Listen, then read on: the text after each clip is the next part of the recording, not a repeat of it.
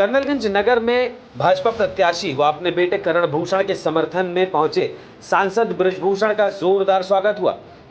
सांसद ब्रजभूषण शरण सिंह, जिन्होंने वाल्मीकि समाज के तत्वाधान में आयोजित सभा को संबोधित किया, अपने संबोधन के दौरान सांसद ब्रजभूषण ने अपने राजनीतिक सफर के दौरान हुई कठिनाई और परेशानियों को जनता के सामने रखा, जिसके बाद सांसद ब्रजभूषण पुनः अपने तीखे और अनोखे अंदाज में सभा को संबोधित करते हुए दिखाई दिए। अपने संबोधन के दौरान उन्होंने कई बड़े राजनीतिक नेताओं पर तीखे प्रहार किए। वहीं पहलवानों के साथ हुए विवाद को लेकर उन्होंने एक बड़ा बयान दिया। अपने बयान में उन्होंने महिला पहलवानों को बेईमान तक कहा। साथ ही उन्होंने कहा कि 1.5 लाख रुपए पहलवान उनसे लिया करते थे, जो आज उनका विरोध कर रहे हैं। यही नहीं, उन्होंने अपने दोहे और चौपाई के माध्यम से भी विपक्ष पर तीखा प्रहार किया, जिसके बाद उन्होंने क्षेत्र के लोगों से समर्थन मांगते हुए 100% मतदान करने की अपील की। अपने संबोधन के दौरान उन्होंने खास तौर से अल्पसंख्यक समाज से वोट की अपील की और उन्होंने कहा कि इस बार उनकी जीत बड़ी हो। आज के 35 साल पहले हम, और उस समय मेरी उम्र भी 33 साल थी, पहली बार लोकसभा का चुनाव, आवाज मत तेज करो बेटा, हम आए थे और घंटा घर पर हमने ऐतिहासिक सभा की थी। कर्नलगंज बाजार भले हम हार जाते हैं, लेकिन कर्नलगंज व्यापार भारतीय जनता पार्टी की जान है। कर्नलगंज बाजार के लोग भारतीय जनता पार्टी की जान है, क्योंकि हर दुकान पर व्यापारी आते हैं, गांव के लोग आते हैं और आप लोग बैठे बैठे भारतीय जनता पार्टी का प्रचार करते रहते हैं। इसीलिए मुझे वो दिन याद है, और मुझे वो दिन भी याद है कि जब मैंने पहली बार कर्नलगंज के घंटाघर पर भाषण दिया था। उस समय मुझे कोई राजनीतिक अनुभव नहीं था, लेकिन मैंने कर्नलगंज के लोगों से निवेदन किया था कि मनकापुर में हमारा बहुत बड़ा गड्ढा है। कितना बड़ा गड्ढा है हमें अंदाज नहीं है, क्योंकि मेरे भाइयों, उस समय गोंडा जनपद के अंदर 2 विधानसभा ऐसी थी जहां अब गरीब अपना वोट नहीं देता था। उनका वोट कुछ लोग डाल लेते थे। श्रीवास्तव जी, अध्यक्ष जी, 10 बजे तक काम खत्म हो जाता था। और इसी आधार पर मैंने कहा था कि मैं नहीं जानता कि मनकापुर में मेरा कितना गड्ढा है, मैं नहीं जानता कि मुझे ना में कितना गड्ढा है, लेकिन मैं कर्नलगंज की जनता से ये चाहता हूं कि आप इतना वोट मुझे दे दीजिए कि मनकापुर का गड्ढा भर जाए। और मुझे इस बात की प्रसन्नता है कि उस साल 91 में जब चुनाव का कोई अनुभव नहीं था, हम लोग भी ऐसे घूमते थे, धोती कुर्ता पहनकर, अंगोछा रख करके। हम कोई राज परिवार में नहीं पैदा हुए हैं, हम किसान परिवार में पैदा हुए हैं। आज भी गाय से, गोरू से, भैंस से हमारा नाता है। आज भी हम खेती करते हैं, उस समय भी करते थे। और उस समय कर्नलगंज की जनता ने हमारा निवेदन स्वीकार किया था, और उस समय 35,000 वोट से, 16,000 वोट से हम मनकापुर हारे थे और 35,000 वोट से कर्नलगंज जीते थे। तब से आज तक कर्नलगंज विधानसभा ने कभी हमारा साथ नहीं छोड़ा। इसलिए मेरे भाइयों, मेरे मंच पर बैठे हुए देवतुल्य कार्यकर्ता बंधुओं, ये आज ब्रजभूषण सिंह जो इतना बड़ा पेड़ है, इस पेड़ को लगाने का काम आप लोगों ने किया था। उस एहसान को मैं मानता हूं। और आज संजोग देखिए, हमने कहा था कटरा विधानसभा में कार्यकर्ता सम्मेलन में भी हुई है वही जो राम रच राखा और को कर तरक बढ़ावे शाखा और मेरे भाइयों, आज इस करनेलगंज की पवित्र धरती से उस चौपाई को पूरा करते हुए कह रहा हूं कि प्रभु की कृपा भयो सबका जी।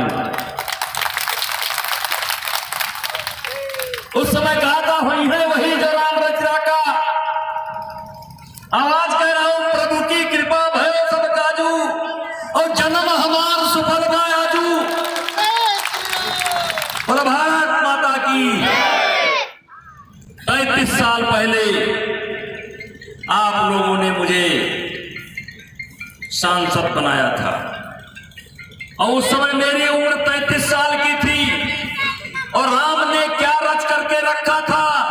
33 साल के उम्र में हमें सांसद बनाया था, और 33 साल के उम्र में हमारा बेटा सांसद बनने जा रहा था।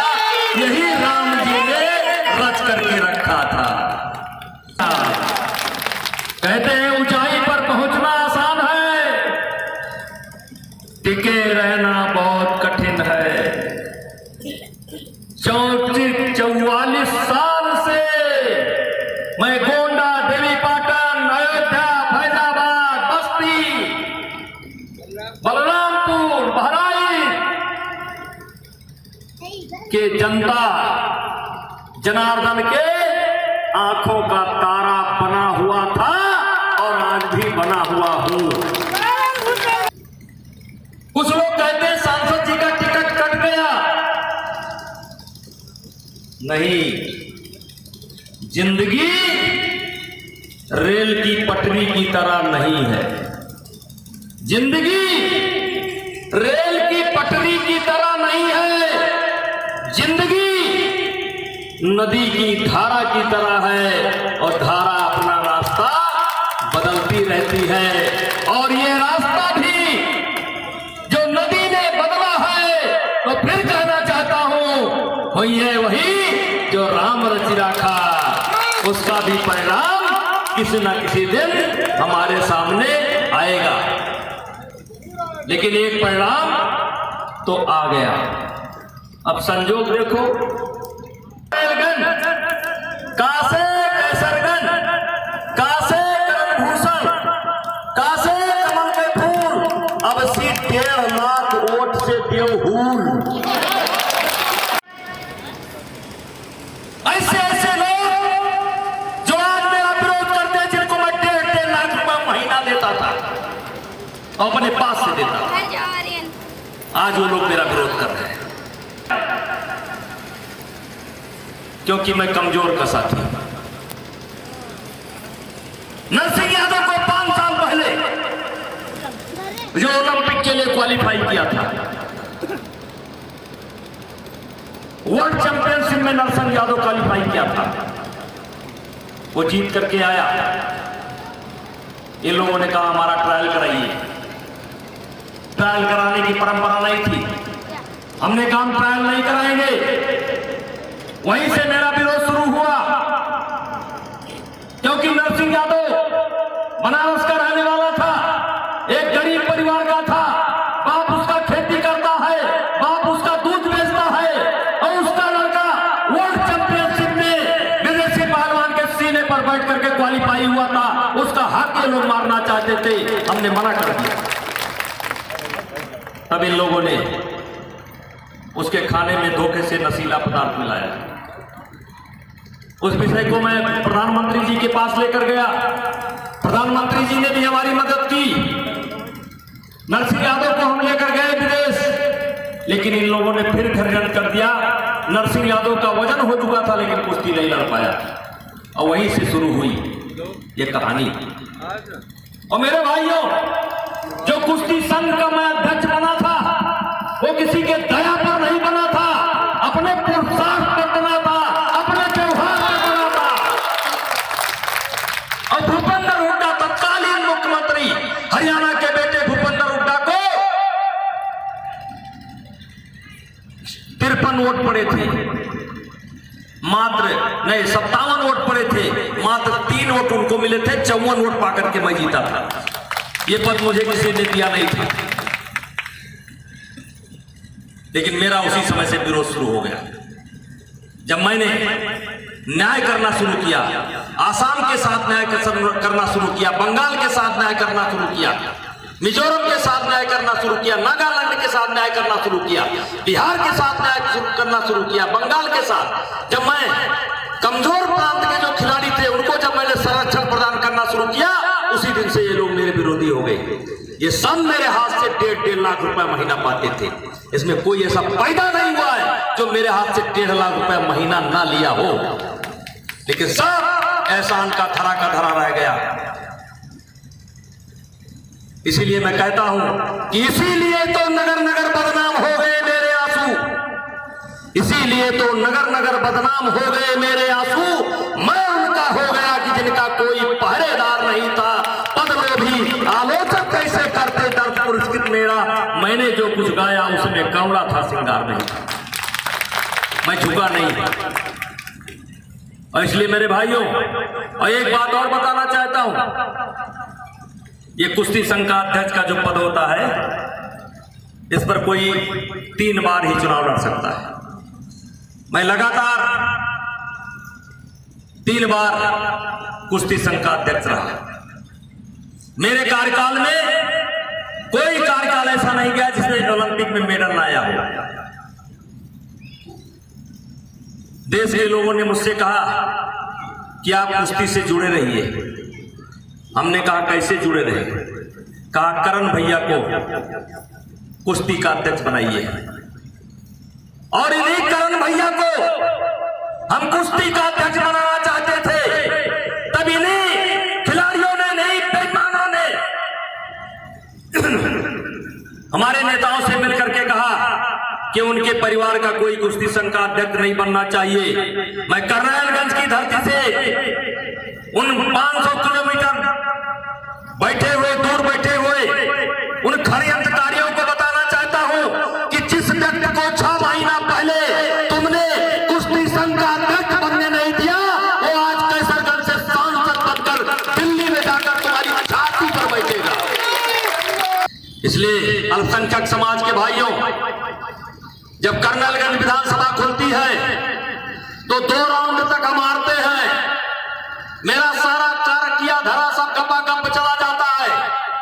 इसलिए अल्पसंख्यक समाज के लोगों से कहना चाहता हूं, आप बहादुर जात के लोग हो, बहादुर की कदर करते हो।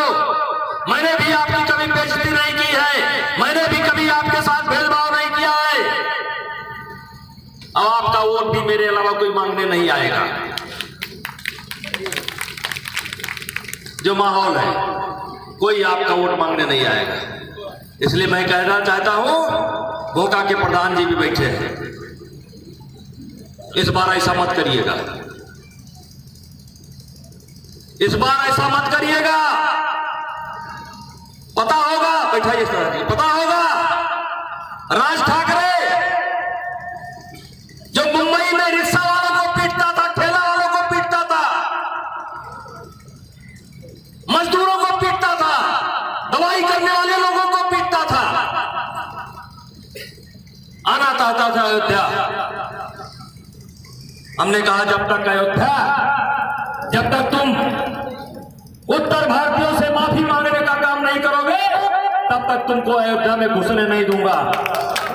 मान को घटाया नहीं है, मैंने कैसरगंज के मान को बढ़ाया है।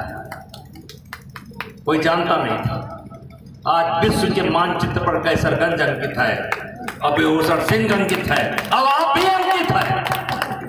जानता था मेरी पार्टी गोंडा के लोगों की जनभावनाओं का नजरअंदाज नहीं कर पाएगी। इसीलिए मैं कहता था वही है वही जो राम रच रखा। मैं जानता था कि आपके जनभावना का अनादर कोई भी पार्टी नहीं कर सकती है।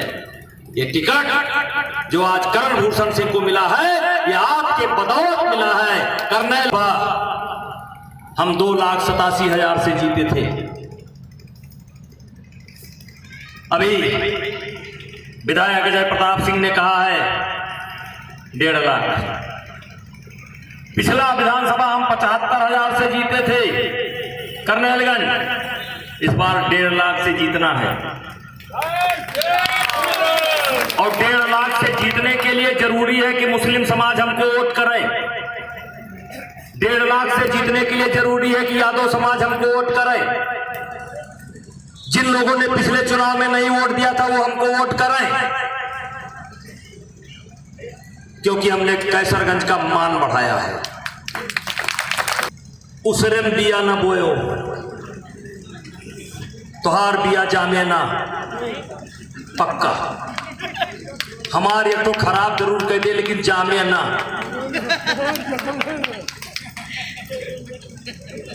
यहाँ कोनो गुंजाइश है नहीं। मोदी जी प्रधानमंत्री बनेंगे कि नहीं बनेंगे? करण भूषण सिंह सांसद बनेंगे कि नहीं बनेंगे? योगी जी मुख्यमंत्री हैं कि नहीं है? अजय सिंह विधायक है कि नहीं है? कहीं गुंजाइश नहीं है। बिया बेकार हो जाए। बोए है तो हमारे नाले में बोई दी हो और नहीं उनका धरे पे हो। हमारे एक तो खराब ना किया होता तो मदद कह दियो, या तो पक्ष में बोए दियो और या तो अपन धरे रहो।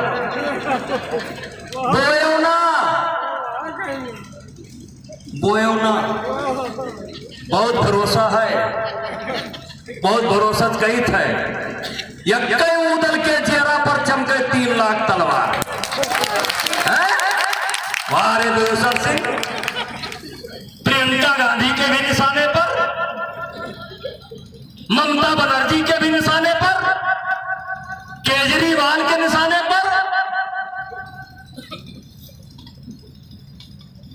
कैसे झेल रहा है? और धन्य महोबा के पानी है जहां के बकरी बात भी आए, इसलिए झेल रहा। इसलिए मेरे भाइयों हाथ जोड़ करके विनती है, जो पक्ष में बोने वाले हैं वो तो बोएंगे, जो विपक्ष में बोना चाहते हैं चाचा बोयो ना, हाथ जोड़ी थे अब सी अतरे मदद कर दियो, डरे रहो होगा।